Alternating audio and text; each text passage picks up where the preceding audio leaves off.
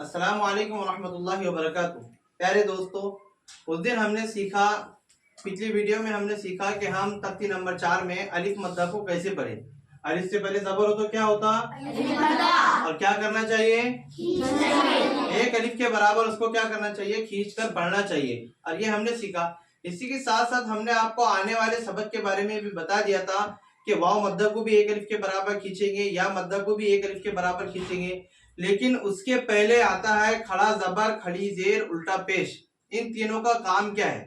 खड़ा जबर, खड़ी जेर, उल्टा पेश। मैं लिख रहा हूं, आप देखें।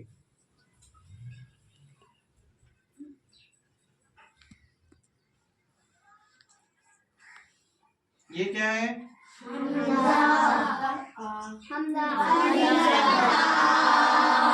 है ना भाई?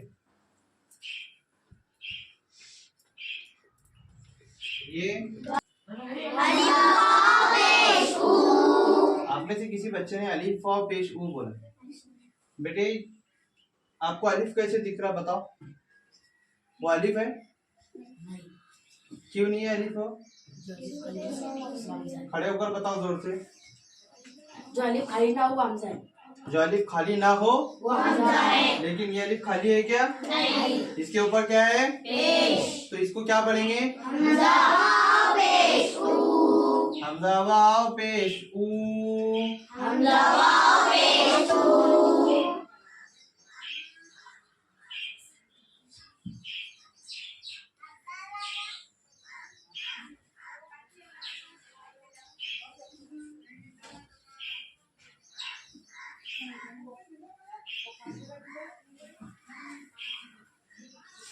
ये क्या है?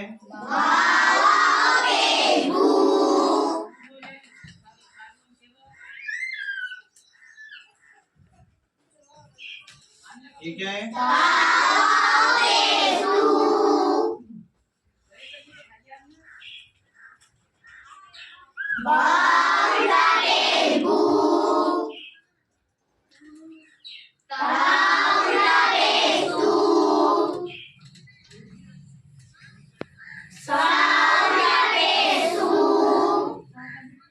अब इन चीजों को हमको समझना है कि इनकी शक्लें भले ही अलग अलग हो, इनकी शक्लें क्या है, अलग अलग है, लेकिन इनके काम जो है, वो एक ही है।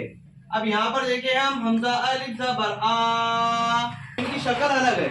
अलिफ से पहले बा पर जबर है, अलिफ मद्दा होगा। अलिफ मद्दा को एक अलिफ के बराबर खींचकर पढ़ेंगे, जैसे बा अलिफ जबर बा। यहाँ तक ठीक है। इसी तरीके से बा के ऊपर खड़ा जबर है, खड़ा जबर बराबर होता है अलिफ मद्दा के, खड़ा जबर भी अलिफ मद्दा के बराबर होता। तो इसलिए अब क्या करेंगे, अलिफ मद्दा के बराबर होता खड़ा जबर, अब क्या करेंगे, बा खड़ा जबर बा को भी एक अलिफ के बराबर खींचकर पढ़ेंगे। बा अलिफ जबर बा, बा खड़ा जबर बा, दोनों को एक अलिफ के बराबर खींचकर पढ़ना है। ता खड़ा जबर ता, सा खड़ा जबर सा। ये ता खड़ा जबर ता, अलिफ से पहले ता पर जबर है, अलिफ मद्दा हो रहा, लेकिन ता पर खड़ा जबर है, ये भी अलिफ मद्दा के बराबर ही हो रहा। तो इसको भी इसकी जैसा ही पढ़ेंगे, यानी ये है एक ही, बस इनकी शक्लें अलग है, काम एक ही है। यहाँ हम देखे अलिफ से पहले या के नीचे दे रहे या मद्दा हो रहा, क्या हो रहा, या मद्दा को एक अलिफ के बराबर खींचकर पढ़ेंगे, जैसे हमजा या दे की। इसी तरीके से बा के नीचे खड़ी जेर है, बा के नीचे क्या है, बा के नीचे खड़ी जेर है, खड़ी जेर को एक अलिफ के बराबर खींचकर पढ़ेंगे, इसलिए कि वो या मद्दा के बराबर हो रही। ये या मद्दा।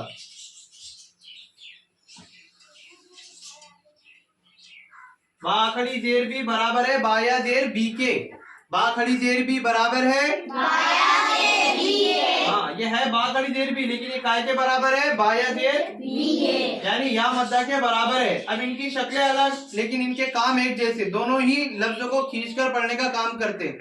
यानी इनको क्या करना है, एक अलिफ के बराबर खींचकर पढ़ना है, हिजरे इनके अलग अलग है। अब ये यहाँ पर हमजा वाव पेश ऊ, बा वाव पेश बू। अब वो बा वाव पेश बू है, यहाँ पर बा उल्टा पेश बू है। आवाजें दोनों की एक जैसी, काम दोनों का एक जैसा, खींचकर पढ़ना, आवाजें भी एक जैसी है, लेकिन शक्लें अलग अलग है। बा उल्टा पेश बू। अब इसका हिजरा, बा के ऊपर उल्टा पेश है, उल्टा पेश बराबर है वाव मद्दा के, इसलिए उल्टा पेश को एक अलिफ के बराबर खींचकर पढ़ेंगे।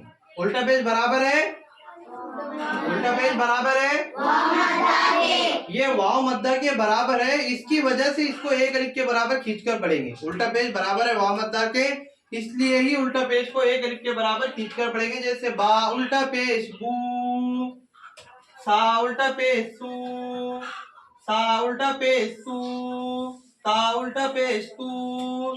अब हम समझेंगे इनकी हिजरों को। मैं इनकी जोड़े लगा देता, आपको समझने के लिए आसानी होगी।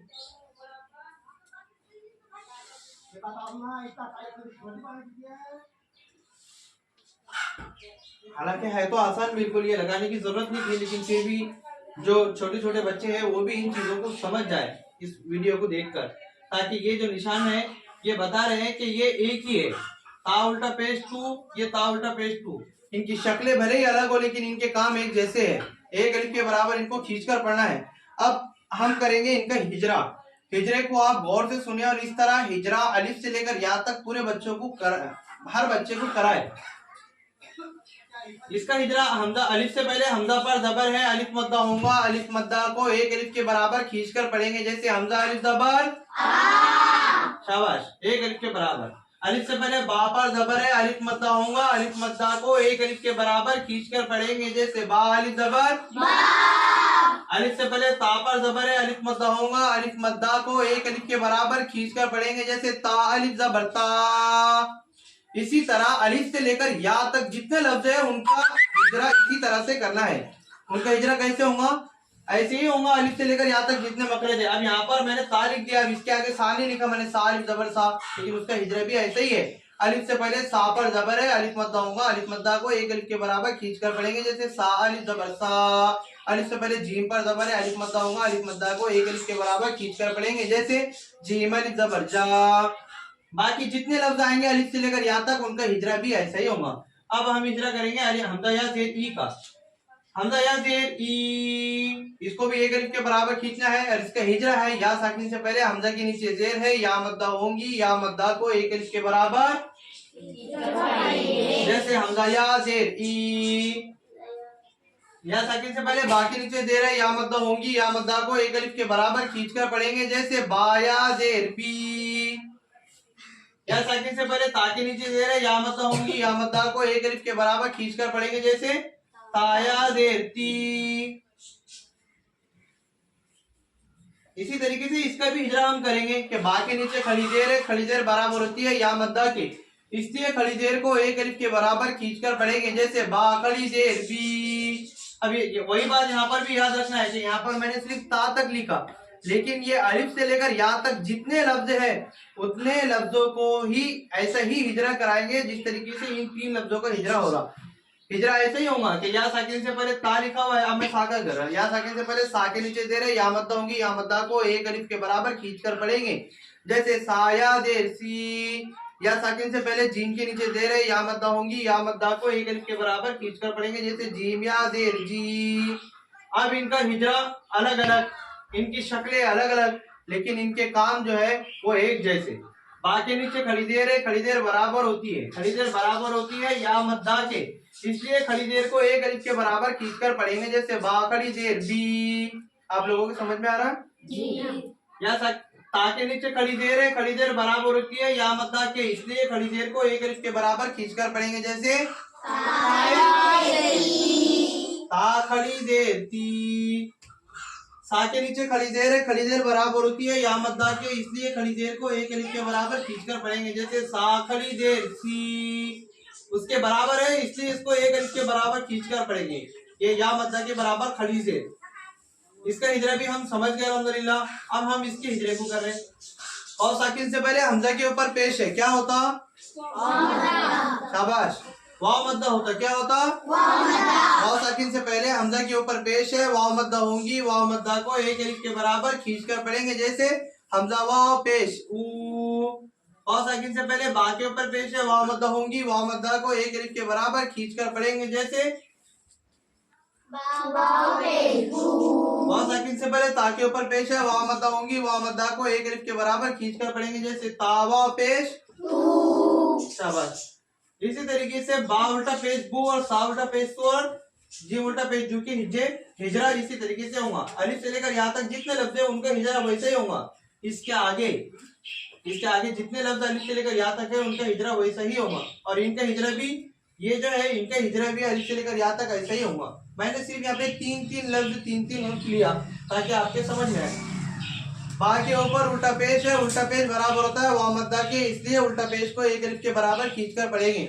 जैसे बा उल्टा पेश बू, ता के ऊपर उल्टा पेश है, उल्टा पेश बराबर होता है वाव मद्दा के, इसलिए उल्टा पेश को एक अलिफ के बराबर खींचकर पढ़ेंगे। जैसे ता उल्टा पेश तू, सा के ऊपर उल्टा पेश है, उल्टा पेश बराबर होता है वाव मद्दा के, इसलिए उल्टा पेश को एक अलिफ के बराबर खींचकर पढ़ेंगे। जैसे सा उल्टा पेश सू। उम्मीद है कि आप लोग ये सबक समझ गए होंगे और सीख गए होंगे।